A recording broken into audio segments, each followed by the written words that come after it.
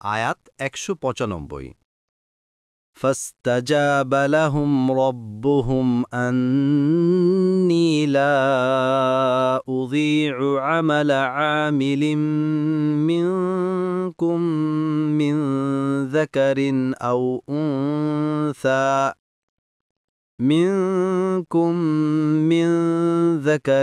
أو أنثى بعضكم من بعض فالذين هاجروا وأخرجوا من ديارهم وأوذوا في سبيلي وقاتلوا وقتلوا لأكفرن عنهم سيئاتهم ولأدخلنهم جنات تجري من تحتها الأنهار ثوابا من عند الله والله عنده حسن الثواب।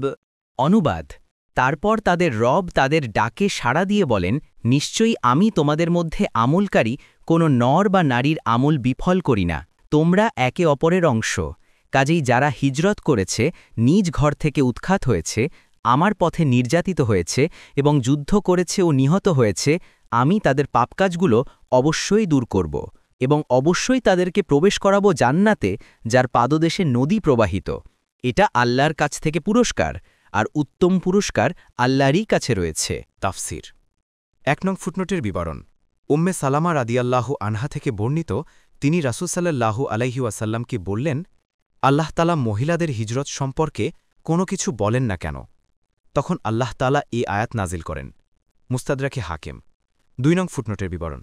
অর্থাৎ আল্লাহর হকের বেলায় যে সমস্ত ত্রুটি, গফলতি ও পাপ হয়ে থাকবে তা হিজরত ও শাহাদাতের মাধ্যমে মাফ হয়ে যাবে।